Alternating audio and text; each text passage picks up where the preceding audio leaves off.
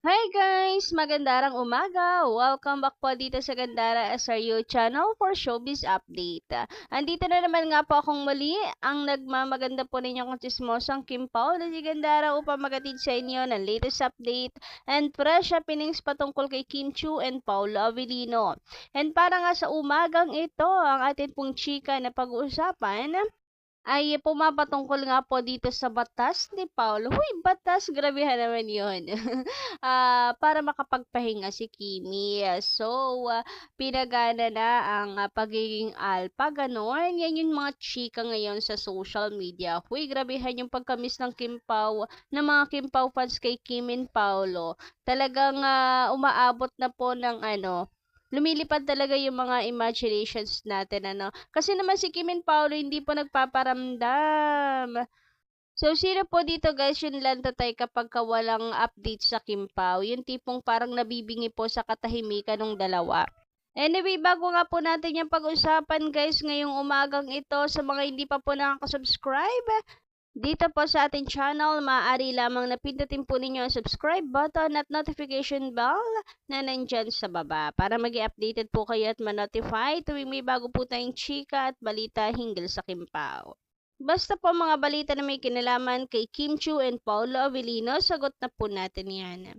And para nga po sa ating buena manong update, narito po ang komento ni Miss Ledenia Anoba. Magandang umaga. Oo nga, pansin ko rin. Napalatawan na si Pao simula na magkasama sila ni Kim sa work. At masayang tingnan silang dalawa. O di ba? Totoo guys, yung aura ni Paulo kasi ngayon iba na.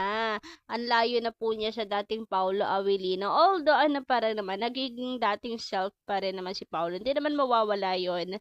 Talagang lang, nadagdagan lang ng kulay yung kanyang buhay ngayon. Huy, grabehan.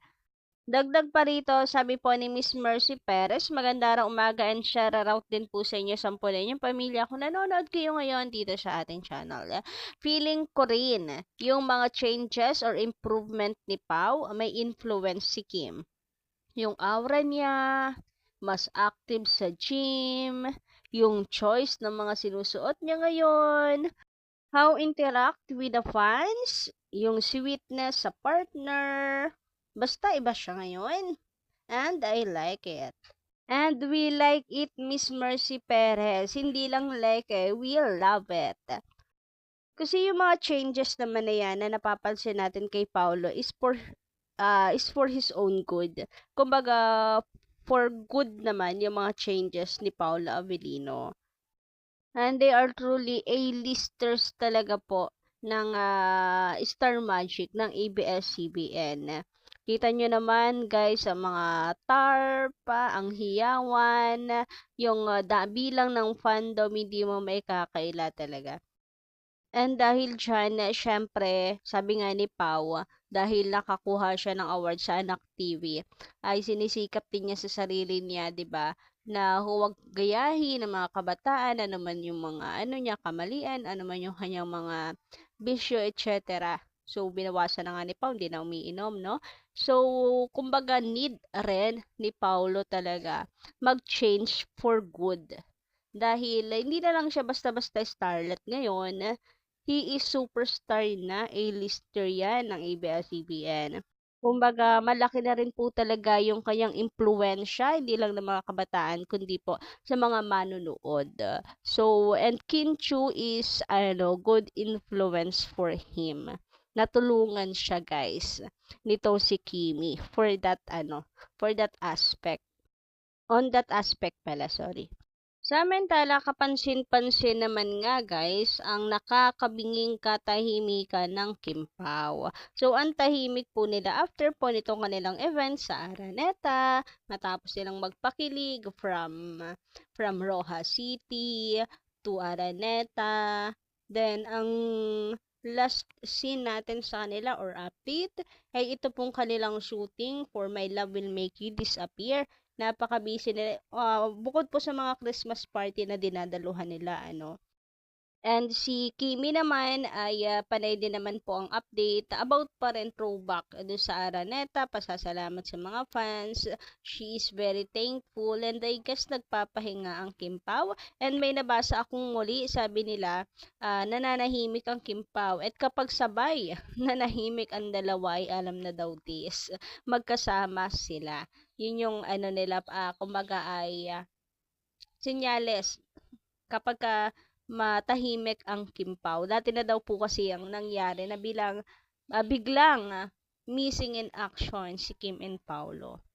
Pero kung nagpapahinga lang naman talaga po ang Kim Pao, it's good for them naman. Okay lang kahit maghintay tayo. Marami naman pong mga videos paayuda nitong nakaraan si Kim and Paolo, binusog naman tayo. So marami tayong babalik-balikan kumbaga na hindi po kasi talaga nakakasawa. Mga performance nila, duet nilang dalawa na hindi nakakasawa. So, yun, doon lang po muna tayo malunod at wag po munang umahon hanggang tahimik yung dalawa. Kasi for sure, dila ng rest. And yan naman yung gusto natin, di ba? Take a rest din naman. Alagaan yung kanilang mga sarili. Sabi dito, Papi Paulo siguro, pinilit si Kim to take rest. Gumamit ng pinagbabawal na technique. Huy, grabehan yun. Ang maging big boss for a day. Lang naman. Kasi si Kim ang real boss. Huy, grabehan yun. Are you agree ba guys or meron kayong ibang naiisip pa? Like, busy sa shooting, may pinagkakaabalahan, pinaghahandaan na pasabog pa ang Kim Pao para sa mga fans, pinagpaplanuhan or kasama sila sa pagpaplano para po sa gagawing fan service sa January. Kasi ito yung nalalapit nilang talaga pong event ng Kim Pao. Yung promotion po para sa movie nilang dalawa. Or nakapag ninja moves ang Kim Pao. Nag-vacation muna sandali. Tumakas muna sa magulong mundo ng showbiz. Uy, grabehan yun. Pwede rin naman guys nag-vacation muna para makapag-refresh, relax muna. Anyway, sabi nga po dito, may mga nag-aalala ng fans eh. Ano nang nangyari kay Pao? Yung iba medyo napapraning na tuloy.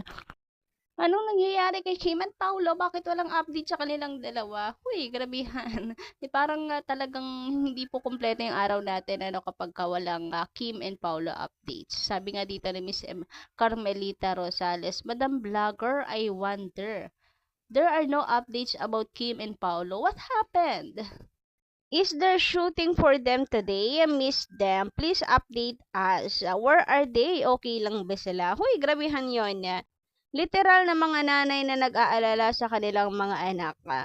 Kasi naman nasanay din po tayo na lagi tayo may update sa Kim Pao. Kasi ito na lang din yung libangan natin araw-araw. And pampagood vibes po natin. Lalo na kapag maraming paayuda si Kim and Paolo. Anyway, sabi naman po dito, from Rock Ignacio, magandang umaga. Dapat ang umamin si Paolo. Bakit si Kim bakit si Kim pa ang aamin? Delikado 'yan. Si Pao, katulad 'yan, gusto niya makatrabaho niya si Kat.